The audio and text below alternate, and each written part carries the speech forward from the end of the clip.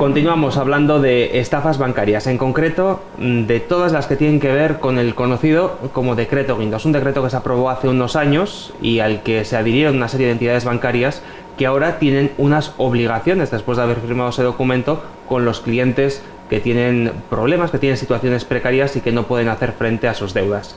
Para hablar sobre este Decreto Guindos y todo lo que trae detrás, que os aseguro que es mucho, tengo hoy conmigo a José Sánchez de Stop Desahucios Guipúzcoa. José, ¿qué tal? Arratsaldeon. Arratsaldeon. Bueno, primero, si te parece, empezamos explicando qué es el Decreto Guindos. Sí, bueno, esto viene, creo recordar que era del 2012, finales del 2012, primeros del 2013, que el gobierno del PP se vio obligado, quiero haceros recordar, que en aquellos años la gente se tiraba por las ventanas. Recordáis que, bueno, un día sí otro también tuvo un impacto mediático tremendo, porque gente desesperada en lo peor de la crisis. En lo peor de la crisis económica, pues al no pagar las hipotecas, pues hubo muchos casos de que, pues eso, pues recuerdo una compañera, pues creo que era en Baracaldo por ahí, que cuando estaba subiendo la comisión judicial a desahuciarla se tiró por el quinto piso. Hubo un montón de casos de estos. Entonces, bueno, el impacto mediático de esta situación obligó al gobierno del PP a sacar lo que, bueno, conocemos como el Decreto Guindos. Es el decreto de buenas prácticas bancarias, le llaman, ¿no? Entonces, bueno, pues promulgaron este decreto de buenas prácticas bancarias y en un principio absolutamente todas las entidades financieras de España se adhirieron a él. Esto era de manera voluntaria. Bueno, suponemos que, claro, que los problemas que tenían de imagen y la presión social... Era muy feo no firmar ese documento. Quedaba feísimo no acogerse, no adherirse a este decreto de buenas prácticas bancarias, ¿no? La presión del gobierno, del Banco de España, pues supongo que también tuvo que ver en todo esto. Realmente, en un primer momento, este decreto era prácticamente inaplicable, porque, bueno, pues tenía sigue teniendo una serie de requisitos que en aquellos tiempos pues eran requisitos tan estrechos, tan mezquinos, que no entraba nadie. Pues por poner un ejemplo, pues creo recordar de memoria que, vamos a ver, poblaciones de menos de 100.000 habitantes, los pisos, o sea, las hipotecas que podían acogerse a este decreto Guindos, pues no podían sobrepasar los 140.000 euros. Claro, como comprenderéis, en Guipúzcoa, por ejemplo, que el costo de la vivienda siempre ha sido muy superior al resto del conjunto del Estado, no entraba absolutamente nadie en estos parámetros, porque, yo qué sé, en Rentería, en Lasarte, en Pasajes, en Lezo, poblaciones pues de las más baratas, pues bueno, 140.000 euros ni por asomo. En aquellos tiempos eran hipotecas todas de 250.000 euros para arriba, ¿no? Entonces había unos baremos de metros cuadrados, de precios y tal, no entraba nadie. De todas formas, dejaron una comisión reguladora, una comisión de seguimiento o algo así, creo que la llaman, para ir, pues bueno, superando y dando respuesta a dudas, a una especie de desarrollo, ¿no?, de este decreto. Y efectivamente, pues no sabemos muy bien por qué razón. Bueno, entre otras porque, claro, el precio de la vivienda ha bajado de una manera clarísima por producto de la crisis. La cosa es que de hace un par de años a esta parte, pues bueno, nos dimos cuenta de que efectivamente era aplicable. Era aplicable a montones de familias. Entonces, una de las características de este decreto, insisto, que es de todas las entidades financieras se adhirieron de manera voluntaria. Una de las características es que este decreto obliga a las entidades adheridas a ofrecérselo a sus clientes desde el mismo momento en que ellos observen que tienen dificultades para hacer frente al pago de la cuota de la hipoteca. Estaríamos hablando de que una persona se haya podido quedar en el paro, que cobre una RGI en consecuencia. Cualquiera de estas situaciones puede hacer que te adhieras a este decreto. Sí, la entidad financiera está obligada por el decreto que ellos mismos han firmado a ofrecerte. Claro, el primero que se entera de que tu situación económica es precaria es la entidad. Porque, pues eso, pues la hipoteca de 800 euros al mes, pues empiezan pagando 500, luego 300, empiezan con retrasos. A partir de ese momento, la entidad está obligada por ley a ofrecer este decreto de buenas prácticas bancarias, que viene a ser, en resumidas cuentas, una especie de ley de segunda oportunidad. Desde el punto de vista que, viendo que la situación de una familia se ha precarizado, o sea que ha bajado sus ingresos económicos por las razones que sean. Entonces, entrando dentro de los parámetros del decreto Guindos, pues de unos ingresos determinados, un costo por metro cuadrado de la vivienda determinado, etcétera, etcétera, no tener otro tipo de ayudas, este decreto lo que supone son 5 años de carencia. 5 años de carencia, es decir, la vida del crédito se alarga 5 años y durante estos 5 años es una carencia en la que solo se paga un interés muy bajo, que es el Euribor más 0,25. Es decir, que estaríamos hablando que en vez de pagar una hipoteca de 1.000 euros o los que fueran, estaríamos pagando unas cantidades de 50, 60 euros al mes. Efectivamente. Lo cual para una familia que está en una situación muy precaria, quitarte de golpe ese pago de 1.000 euros al mes y pagar 50, pues la diferencia es morrocotuda. Es una segunda oportunidad.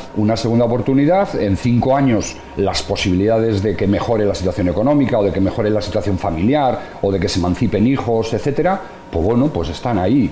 Es una ley de segunda oportunidad absolutamente sensata, justa y razonable. Desde que hemos empezado la entrevista estamos viendo imágenes en una segunda pantalla de una concentración que tuvo lugar el pasado viernes en San Sebastián, frente al Banco Sabadell, en la avenida Guipúzcoa, y estamos viendo, ahora mismo estamos viendo, es la afectada, una persona que se había quedado en el paro y que en consecuencia tenía una situación precaria y tenía derecho a acogerse a esta carencia de 5 años.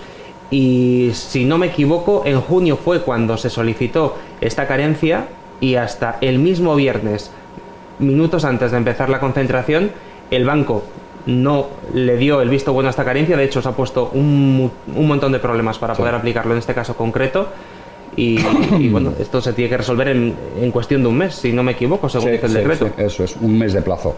Bueno, realmente a los bancos les cuesta más dar una carencia que dejarse sacar un diente, una muela sin anestesia, ¿no? Y no sabemos muy bien por qué. Yo creo que ellos piensan, lo sabemos porque nos lo han dicho en repetidas ocasiones, ellos piensan que bueno, que es dejar una situación ahí colgando 5 años, etcétera, etcétera. También tengo que decir que no todos los bancos funcionan igual. Hay algún banco que bueno, que prefiere aplicar la ley, o sea, acogerse a esta ley, aplicarla de una manera, bueno, pues sensata y quitarse problemas, quitarse el montón de documentos que tienen ahí apilados en una mesa, pues bueno, pues los van eliminando.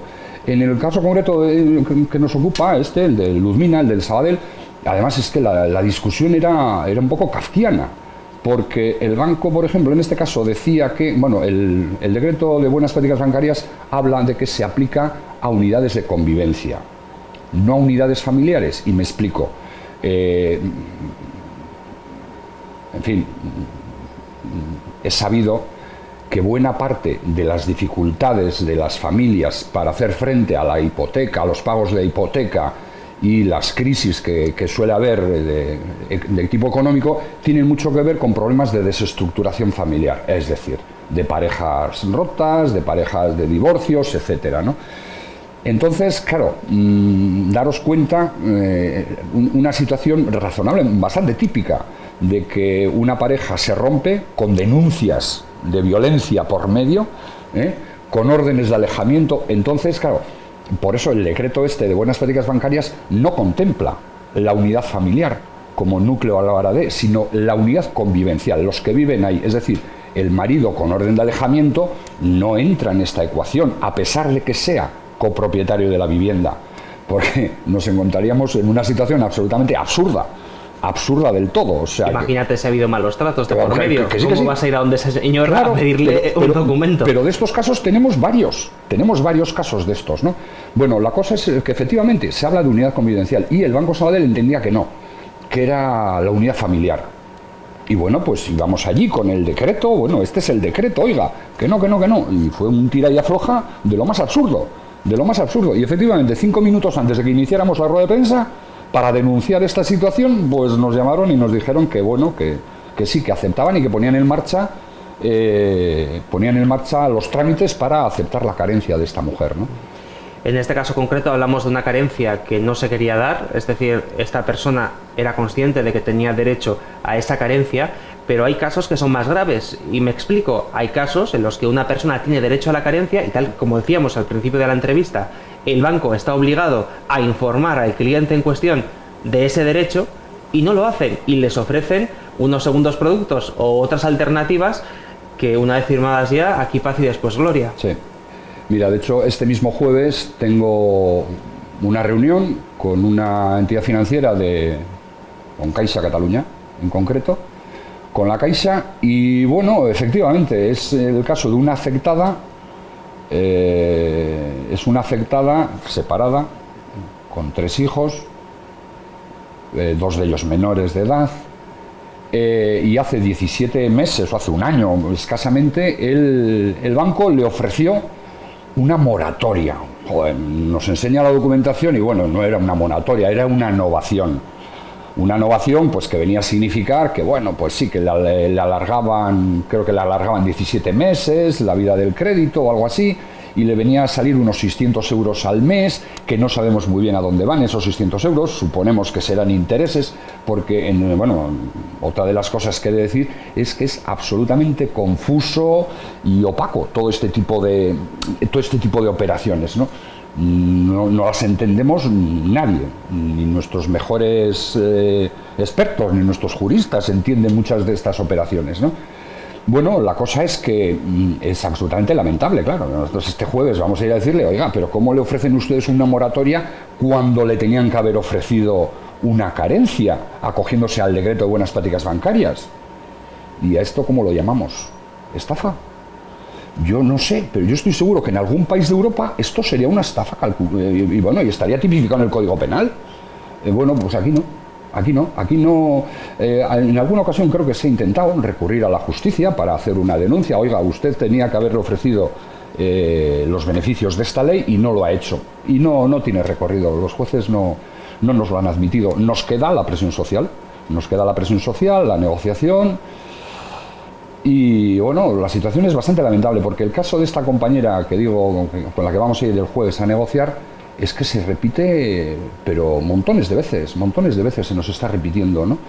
Entonces, gente a la que, claro, además, hijo, imaginaros, esta mujer me comentaba que, claro, que cuando fue a negociar con el banco, ahí le contaban historias y ¿qué va a decir? Que sí a todo, amén. Si no lo entiendo ni yo, si no lo entienden ni nuestros abogados, pues una afectada en una situación absolutamente precaria. Es más, en el caso de esta mujer, le ofrecieron 17 meses de carencia, pero antes de esta novación, antes de que cumpliera, ya ahora le están ofreciendo una dación en pago. Y claro, esta mujer cuando llegó allí, dice, no, mira, una dación en pago, es decir, tú nos entregas la vivienda y aquí paz y luego gloria. La mujer se echó... Se acaba la deuda. Sí, se acaba la deuda, claro, la mujer se derrumbó y ¿qué hago yo con mis 3 hijos? Y dice, no te preocupes que te damos un mes de plazo para que encuentres otra cosa. A ver, repítemelo. No, nada de... En este caso, la dación en pago no es una opción. Lo que vamos a ir es a buscar los 5 años de carencia a la que tiene derecho esta compañera. Y bueno, pues confiemos en que en estos 5 años, pues yo qué sé qué, oye, igual se casa con un pelotario, con un torero, o mejora su situación económica. O encuentra trabajo. O encuentra trabajo, efectivamente, ¿no? Y en cualquier caso, dentro de 5 años hablaremos de daciones en pago o de no sé qué historias. Porque, claro, para nosotros la clave de todo, para nosotros la línea roja es el derecho a una vivienda, a un techo digno. Para nosotros, que sea en propiedad, que sea en no propiedad, en eso no entramos. Pero el derecho subjetivo a la vivienda, para nosotros eso es una línea roja. Bueno, quiero recordar que es el artículo, no sé si es el 47 o el 51 de la Constitución española, esa que se está aireando ahora como un garrote, ¿no?, para machacar a pueblos. Pues bueno, pues el derecho subjetivo a la vivienda, oiga, como el otro artículo que dice, que habla de que el interés de que la economía ha de estar al servicio de la gente, al servicio de los ciudadanos. Pues bueno, pues a eso es lo que estamos reclamando, ¿no?, para casos de estos. Ya para terminar, hablando además con otros compañeros tuyos después de la rueda de prensa, me comentaban que hay muchas familias que no saben que tienen derecho a esta carencia y que es muy importante. De hecho, hacíais un llamamiento a todas las familias que se encontraban en una situación precaria a que se pongan en contacto con vosotros, por lo menos para informarse. para poder saber si tienen realmente derecho a esa carencia, porque tal y como comentábamos hace unos minutos, es que de tener una deuda mensual de 1.000 euros a tener derecho a pagar 50, es que estamos hablando de una diferencia muy muy importante que puede solucionar 5 años de vida a muchas familias. Efectivamente. De hecho, ya llevamos unos cuantos meses haciendo un trabajo conjunto con servicios sociales, tanto del Ayuntamiento de Donosti como con el de Pasajes, como con el de Rentería, con el de Lasarte también, y queremos hacerlo con todos los servicios sociales, con todos los ayuntamientos. Daros cuenta que buena parte de las familias que acuden a solicitar ayudas en servicios sociales, por definición, es porque están con el agua al cuello, ¿no? Todas estas familias que con problemas, con el agua al cuello, con una situación económica dramática, al borde de la exclusión social, y que tienen problemas para pagar la hipoteca, por definición estarían dentro de las familias que pueden acogerse a este decreto Guindos, que es mucho mejor que las ayudas, por ejemplo, para el pago de la hipoteca, que son pan para hoy y hambre para mañana, porque no sé si duran un año o año y medio. Y en cambio, con el decreto Guindos, efectivamente, tendrían un paréntesis de 5 años para que mejoraran sus expectativas. Entonces, nos parece importantísimo cualquier familia, cualquier persona que considere que tiene problemas para pagar su hipoteca, póngase en contacto con las plataformas antidesahucios, o pónganse en contacto con servicios sociales, y seguro que encontramos soluciones. Siempre hay soluciones, pero vamos, no le quiten la merienda a los niños por pagar la hipoteca, bajo ningún concepto. José, ha sido un placer tenerte aquí en nuestro programa. Gracias por habernos acompañado, mucha suerte y hasta la próxima. Gracias a vosotros por invitarnos y darnos esta oportunidad.